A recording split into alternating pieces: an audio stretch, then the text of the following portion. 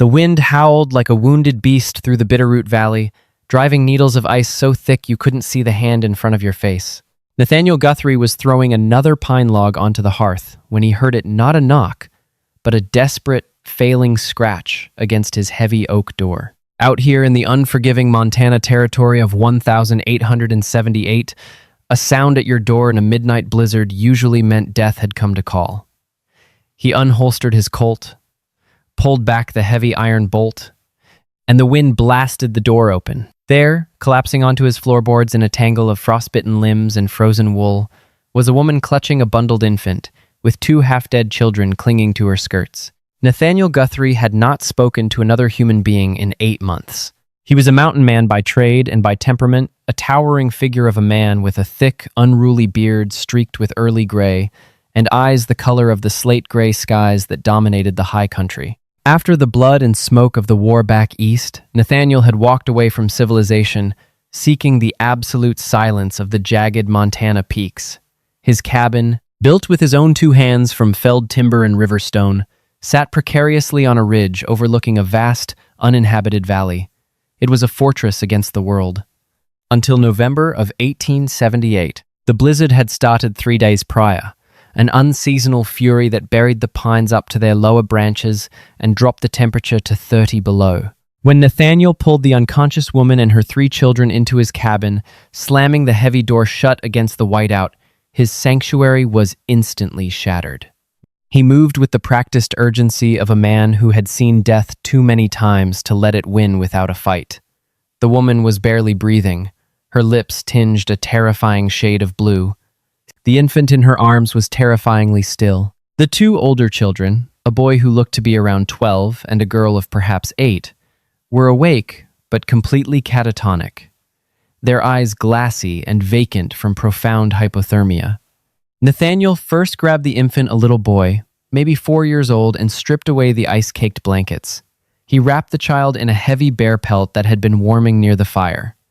He then turned to the older children, gently but firmly peeling away their frozen coats and boots, wrapping them in woolen blankets, and sitting them directly on the hearthstone. Finally, he tended to the woman.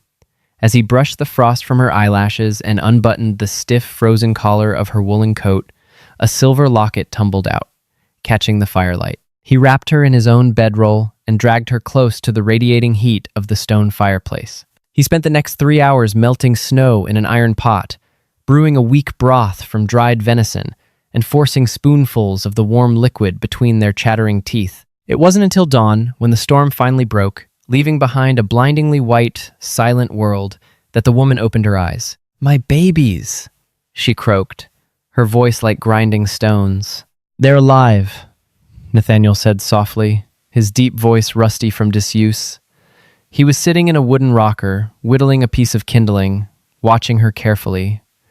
"They're sleeping by the fire. You all nearly froze to death on my doorstep. What possessed a woman to drag 3 young ones through the Bitterroot in a winter squall?" She pulled the blanket tighter around her shoulders, her eyes darting around the small, sparsely furnished cabin. She was beautiful, Nathaniel realized with a sudden, uncomfortable jolt. Despite the exhaustion and the hollows of her cheeks, she had sharp, intelligent features and thick auburn hair that had tumbled out of its pins. "I am Martha," she said, her voice shaking. "Martha Higgins. These are my children, Levi, Sarah, and little Samuel." She didn't answer his question about why she was out there. She simply stared at the fire, her jaw set with a stubbornness that told Nathaniel she was guarding a secret heavily. "I'm Nathaniel Guthrie," he replied, standing up to tend to the fire. "You're snowed in, Mrs. Higgins. The pass down to the valley won't thaw until April. You and your children are stuck here with me." Martha looked at the massive, scarred man, then at the snow piled high against the frosted window panes. A flicker of something crossed her face. Fear, certainly, but also a strange, profound relief. "Then I suppose," she whispered, "we will have to earn our keep, Mr. Guthrie." The first few weeks were a brutal adjustment. The cabin, previously a sprawling palace for one man, suddenly felt suffocatingly small. Nathaniel was used to absolute silence, Now his mornings were filled with the cries of young Samuel, the constant chatter of Sarah, and the heavy, watchful silence of Levi. Levi was the hardest to read. The 12-year-old boy clearly saw himself as the man of his family now. He shadowed Nathaniel with a mixture of distrust and awe, watching the mountain man clean his rifles, skin the hares he pulled from his traps, and chop cords of wood. One bitter morning, Nathaniel handed Levi an axe. The handle was almost as long as the boy was tall. "You're eating my food, boy," Nathaniel grunted. "Time you learned how to split a log without taking your own toe off." Levi's face flushed red, but he took the axe. He swung wildly, the blade glancing off the frozen pine and burying itself in the dirt. "No," Nathaniel said, stepping behind him. He placed his massive, calloused hands over Levi's small, trembling ones. "It ain't about anger. It's about rhythm. You let the weight of the iron do the work. You guide it, you don't force it." They spent 2 hours out in the biting cold.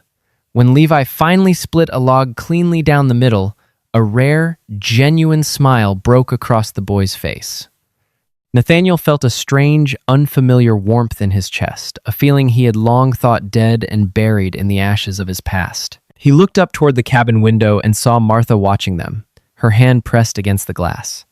For the first time, she didn't look like a trapped animal. She looked like a mother who had just seen her son take his first breath in a very long time. As November bled into December, and December dragged into a brutally cold January, the ice outside the cabin thickened, but the ice inside began to thaw. Survival in the deep winter required absolute cooperation. They fell into a rhythm, a delicate dance of shared labor that slowly forged a fragile trust. Martha proved herself to be relentlessly capable. She wasn't some fragile city woman. She knew how to stretch a pound of flour, how to mend Nathaniel's torn, heavy canvas coats with impossibly neat stitches, and how to preserve the meat he brought in from his hunts. She brought a terrifying level of order to his bachelor squalor. She swept the floorboards, washed the linens in boiling water drawn from the frozen creek, and filled the cabin with the smell of baked hardtack and stewed dried apples. Little Sarah, with her gap-toothed smile and boundless energy, became Nathaniel's shadow inside the cabin. She had no fear of his size or his gruff demeanor. She would sit by his boots while he cleaned his colt, asking him endless questions about the bears, the wolves, and the eagles. "Mr. Nate," she asked one evening, peering over the edge of the wooden table where he was oiling the cylinder of his revolver, "why do you live all the way up here by yourself? Don't you get lonely?" Nathaniel froze, the oiled rag stalling on the steel. He glanced at Martha, who was kneading dough by the hearth. She paused, her hands still in the flour, waiting for his answer. "Mountains are quiet, little bird," Nathaniel said gruffly, focusing on the gun. "Down in the towns, people talk too much. Out here, a man can hear himself think." "I think you were sad," Sarah declared matter-of-factly, before skipping away to play with Samuel. Nathaniel swallowed hard. He looked up and met Martha's eyes across the room. There was an intense, silent understanding between them. The air in the cabin shifted, thick with a simmering, unspoken attraction that had been building for months. He noticed the way the firelight caught the red hues in her hair. She noticed the way his massive shoulders relaxed when he held little Samuel. But Martha was still hiding something. Nathaniel was a hunter. He knew how to read tracks, and he knew how to read people. He saw the way she jolted awake at the slightest sound of wind against the roof, her eyes darting toward the door. He saw the way she clutched a heavy canvas satchel she kept hidden beneath her makeshift bedroll. The truth revealed itself in late February. Nathaniel had gone to the back corner of the cabin to fetch a heavier blanket for the children. Martha was outside, helping Levi bring in firewood. As Nathaniel pulled the heavy wool blanket from the pile, Martha's canvas satchel tumbled to the floor.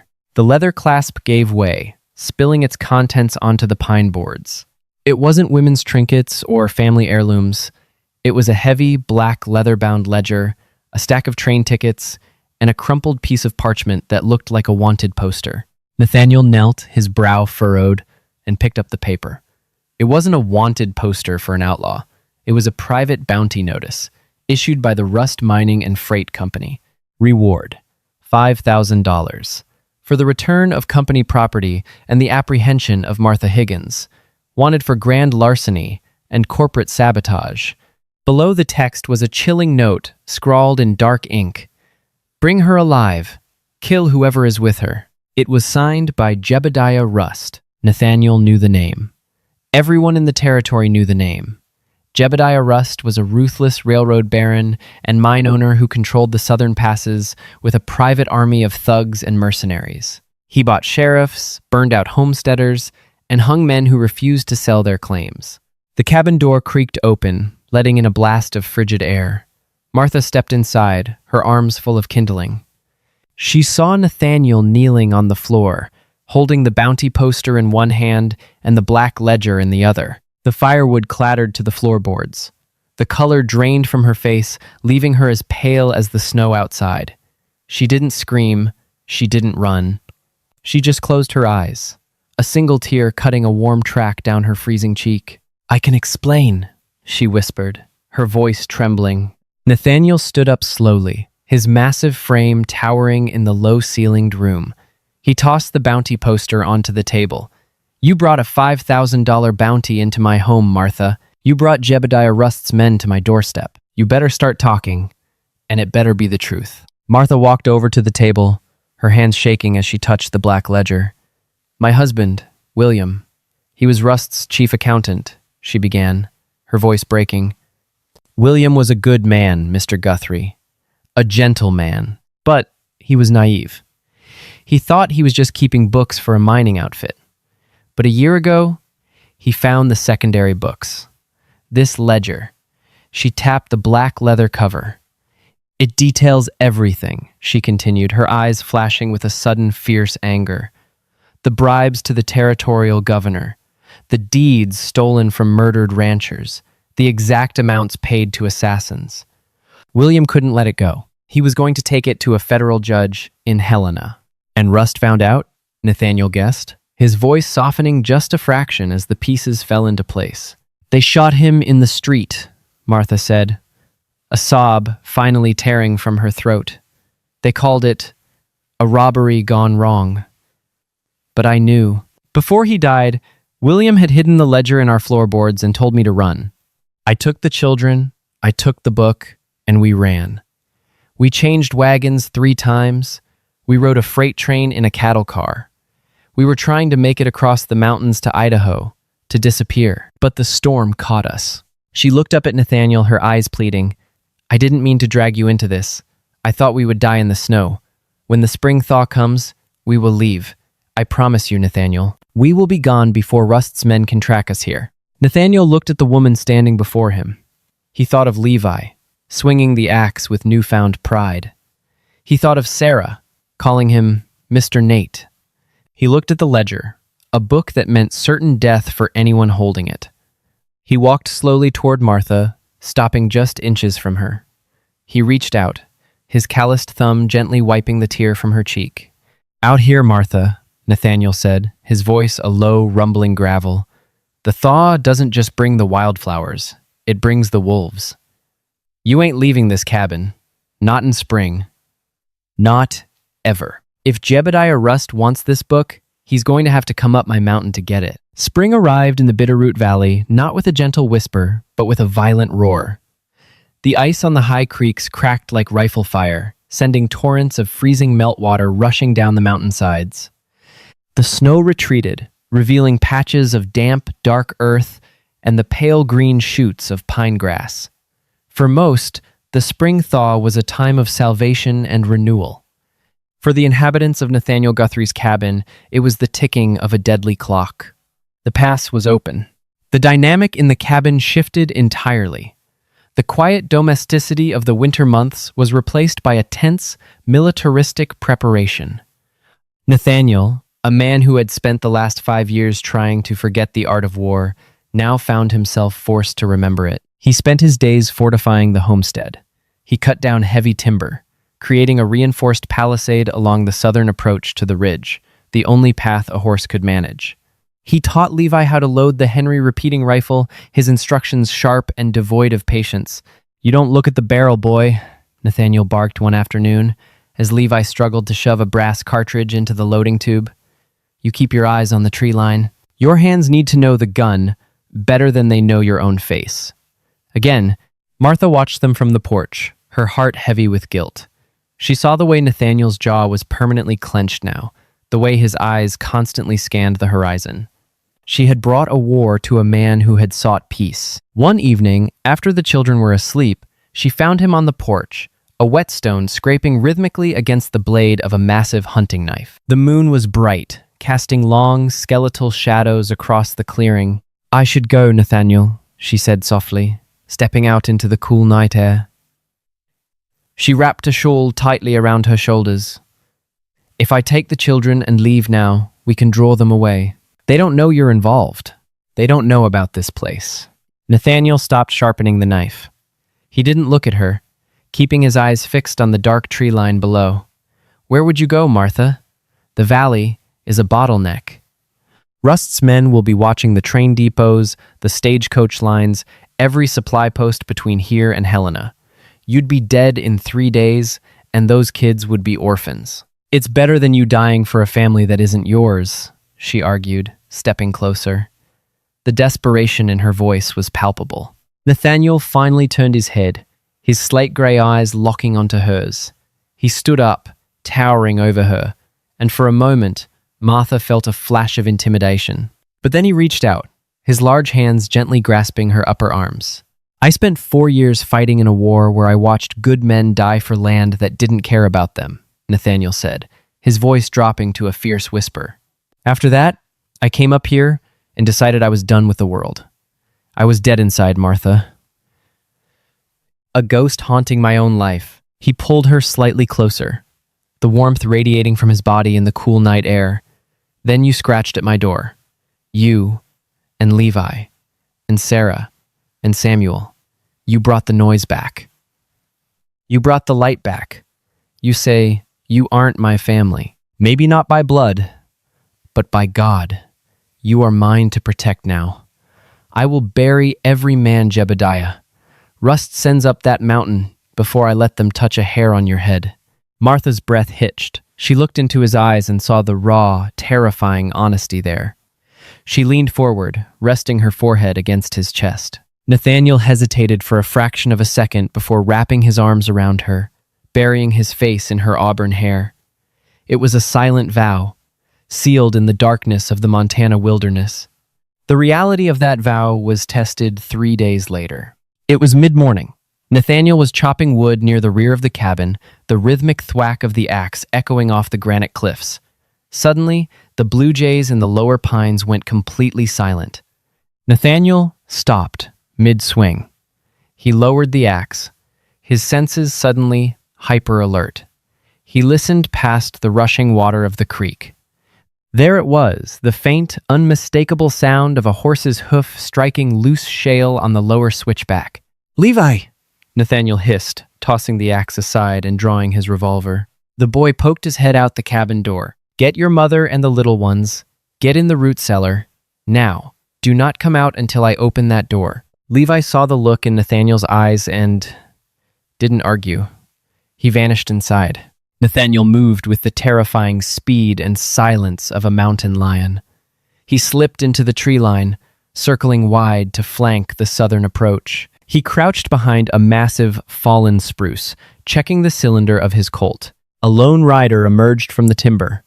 He wasn't a lost traveler or a trapper. He wore a heavy duster, a wide-brimmed black hat, and an ivory-handled revolver strapped low on his thigh. He held a Winchester rifle across the saddle horn. He was a scout, sent ahead to check the high ridges. The scout stopped his horse at the edge of the clearing, his eyes scanning the cabin, the chopped wood, the smoke drifting from the chimney. A slow, cruel smile spread across his face. He reached into his coat and pulled out a brass signal whistle, raising it to his lips to call the rest of his hunting party. He never got the chance to blow it. Nathaniel stepped out from behind the spruce, 20 yards away. "Drop the whistle," he commanded, his voice booming like thunder across the clearing.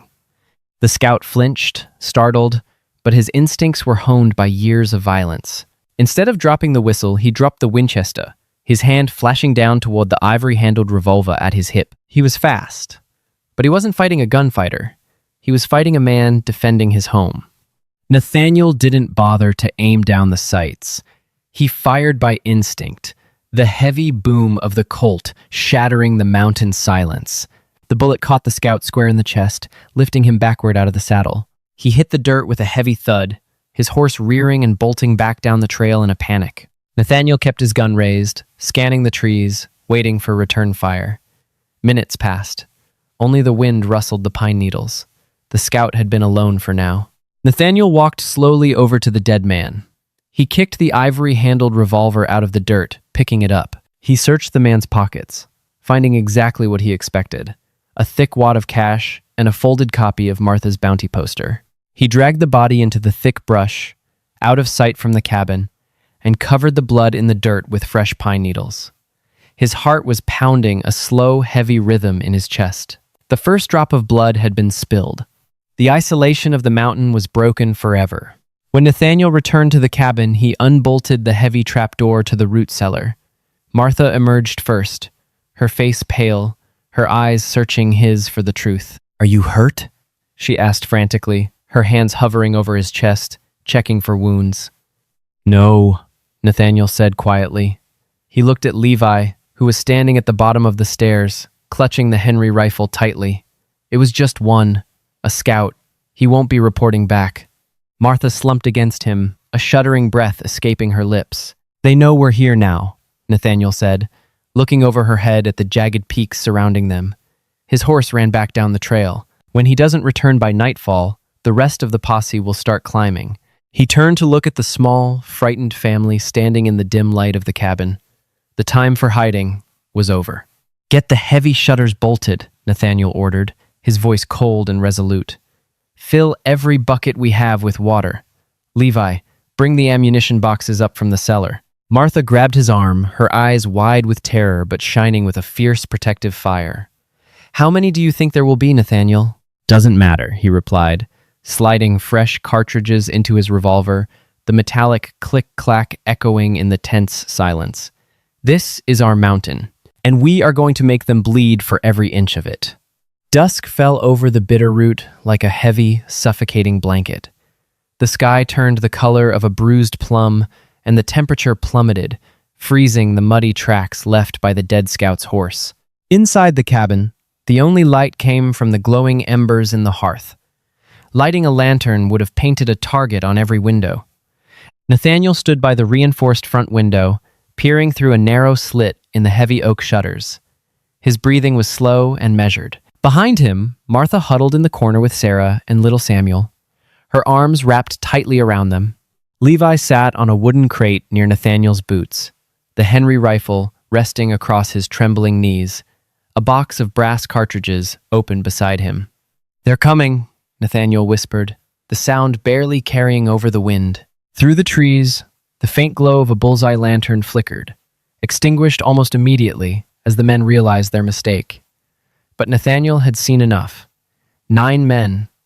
They were dismounting at the base of the ridge, preparing to move up through the timber on foot to avoid the noise of horses on the loose shale. Leading them was a man whose silhouette Nathaniel recognized even in the gloom Clint Bodine. Bodine was a notorious bushwhacker on Jebediah Rust's payroll, a man who hunted humans with the same cold detachment he used for hunting elk. "Levi," Nathaniel said, his voice a low, steady rumble. "You remember the ranges we talked about?" "Yes, sir," the boy stammered, gripping the rifle tighter. "The big pine is 50 yards. The creek bed is 30. Don't shoot until they cross the creek," Nathaniel instructed. "Make every piece of lead count." For 20 agonizing minutes, there was nothing but the sound of the wind. Then, the snap of a dry twig echoed like a firecracker. Suddenly, the night erupted. A volley of gunfire chewed through the wooden logs of the cabin, sending splinters flying into the dark room. Sarah screamed, burying her face in Martha's chest. "Stay down!" Nathaniel roared. He shoved the barrel of his Winchester through the shutter slit and fired into the darkness. A sharp cry of pain told him his aim was true. The mercenaries, realizing the element of surprise was gone, surged forward from the tree line. They expected a terrified widow and a lonely hermit. They did not expect the deadly, calculated defense of a seasoned combat veteran. Nathaniel fired with mechanical precision. Every time the lever of his Winchester clicked, a man in the darkness dropped. But there were too many of them, and Bodine was smart. He split his men, sending 3 to flank the cabin from the steep, rocky incline to the rear. "Levi, the back window!" Nathaniel shouted over the deafening roar of gunfire. The boy scrambled across the floorboards, sliding into position just as a heavy boot kicked at the rear shutters. The wood groaned, the iron latch straining. Levi raised the Henry, his hand shaking so violently the barrel rattled against the sill. "Ah, I can't!" Levi cried out, tears of pure terror streaming down his face as the wood began to splinter. "I can't see them!"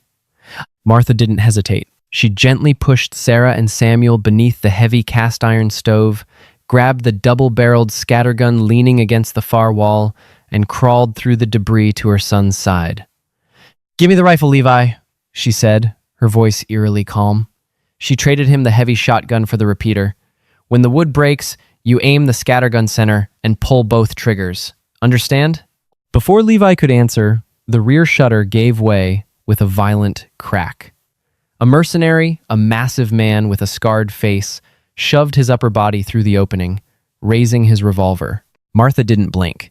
She leveled the Henry rifle and fired blindly into the opening. The bullet caught the man in the shoulder, spinning him backward. At the exact same moment, Levi, fueled by adrenaline and his mother's courage, squeezed the triggers of the scattergun. The deafening blast of buckshot filled the tight space, sending the mercenary tumbling down the rocky incline into the darkness. "Good boy," Martha breathed, reloading the rifle with trembling, blood-slicked fingers. "Good boy." But at the front of the cabin, the situation was deteriorating. Bodine and 2 of his remaining men had managed to reach the blind spot directly beneath the porch overhang. Nathaniel's rifle was useless against them from his angle. A sudden, terrifying smell drifted through the floorboard's kerosene. "They're burning us out!" Martha screamed, smelling the harsh chemical sting. Nathaniel cursed, dropping his empty rifle and drawing his heavy Colt. "Stay here," he commanded.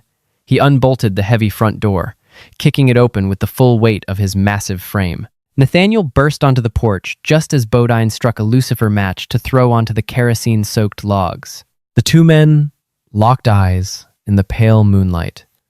Bodine's cruel smile vanished, replaced by a flash of genuine panic as he recognized the sheer size and ferocity of the mountain man bearing down on him. Bodine dropped the match and went for his gun. Nathaniel fired, but Bodine was already moving, diving behind the thick oak rain barrel. The bullet chewed into the wood, sending a spout of freezing water into the air. One of Bodine's men stepped out from the shadows at the corner of the cabin, leveling a shotgun at Nathaniel's chest. Before the man could pull the trigger, a shot rang out from inside the cabin.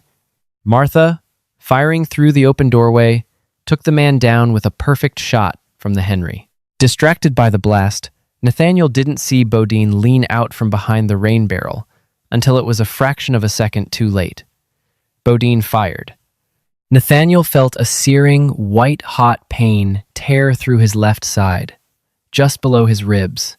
The impact spun him around, dropping him to one knee on the icy porch boards. He gasped. The wind knocked completely out of his lungs, his vision blurring. Bodine stepped out into the open, his revolver aimed directly at Nathaniel's head. "Should have minded your own business, mountain man," Bodine spat, cocking the hammer.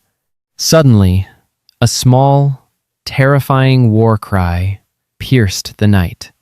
Levi, wielding the heavy iron fire poker, charged out of the cabin door, swinging the weapon with all the strength his 12-year-old arms could muster. He struck Bodine hard in the back of the knees. Bodine roared in pain and surprise, his legs buckling. His shot went wild, shattering the cabin window above Nathaniel's head. That split second of distraction was all Nathaniel needed. Fighting through the agonizing pain in his side, he raised the Colt, steadying his right arm with his left hand, and fired twice. Bodine slumped backward against the porch railing, his eyes wide and unseeing, before sliding heavily to the floorboards. The silence that followed was absolute. broken only by the ragged breathing of the survivors and the drip of water from the punctured rain barrel. The remaining mercenaries, seeing their leader dead, broke and fled into the timber, abandoning their bounty. Martha rushed onto the porch, falling to her knees beside Nathaniel. She pressed her hands desperately against his bleeding side, her face pale with terror. "Nathaniel! Oh God, Nathaniel! Look at me!" He managed a weak, bloody smile, his large hand coming up to rest on Levi's trembling shoulder. "You did good, boy. You did real good." The dawn broke clear and painfully bright, illuminating the carnage around the homestead. Nathaniel lay in his bed, his side tightly bandaged with clean linen. The bullet had passed clean through the flesh, missing his vital organs, but the blood loss had left him dangerously weak. Martha sat beside him, a basin of warm water in her lap, gently wiping the soot and sweat from his forehead. The children were asleep by the hearth, exhausted from the terror of the night. "We have to leave," Martha whispered, her voice thick with unshed tears. "We survived the night, but Rust won't stop. He'll send more men. He'll send an army if he has to." Nathaniel weakly shook his head, his hand reaching out to grasp hers. "Running won't save you, Martha. He'll hunt you to the ends of the earth." "Then what do we do?" she cried softly, a tear finally escaping to fall onto his knuckles. "I won't let you die for us." "We end it," Nathaniel grunted, pushing himself up slightly against the pillows. "You still have that ledger?" Martha nodded, confused. "There's a U.S. Marshal in Helena. Name's John Taggart. Good man. An honest man," Nathaniel said, his voice gaining a fraction of its usual rumble. "He owes me his life from the war. If we get that book to Taggart, he won't care how much money Jebediah Rust has. He'll bring the federal cavalry down on Rust's head." "Helena is 100 miles away," Martha said. "You can't ride, and if I go—" "You aren't going," Nathaniel interrupted, squeezing her hand. "We send a wire from the Valley Station. Taggart will come to us with an escort. Until then, we hold this ridge. We hold it together." He looked deeply into her eyes, seeing the incredible strength of the woman who had collapsed on his doorstep in a blizzard. She had brought a storm into his life, yes, but she had also brought the spring. She had washed away the ghosts of his past. "You told me once you'd leave when the thaw came," Nathaniel said softly. "The thaw is here, Martha." Martha looked back at him, her heart swelling with a love she never thought she'd feel again. She looked over at her sleeping children, safe within the sturdy walls this mountain man had built. "I'm not going anywhere, Nathaniel Guthrie," she whispered, leaning down to press a soft, lingering kiss against his lips. "We are exactly where we belong." And as the morning sun crested the jagged peaks of the Bitterroot, filling the blood-stained valley with warm, golden light, the lonely mountain man knew he would never face the silence of the wilderness alone again. What a journey of survival, courage, and unexpected love. If Nathaniel, Martha, and brave little Levi's fight against the ruthless forces of Jebediah Rust kept you on the edge of your seat, hit that like button right now. Stories like this prove that family isn't just about the blood in your veins. It's about the people you're willing to stand beside when the world comes knocking at your door. Do you think Nathaniel and Martha can truly build a peaceful life after sending the ledger to Marshal Taggart? Let us know your thoughts down in the comments. Don't forget to share this Wild West epic with your friends who love historical drama, and subscribe to our channel for more thrilling, heart-pounding stories of the untamed frontier. Ring the notification bell so you never miss an adventure. See you in the next video.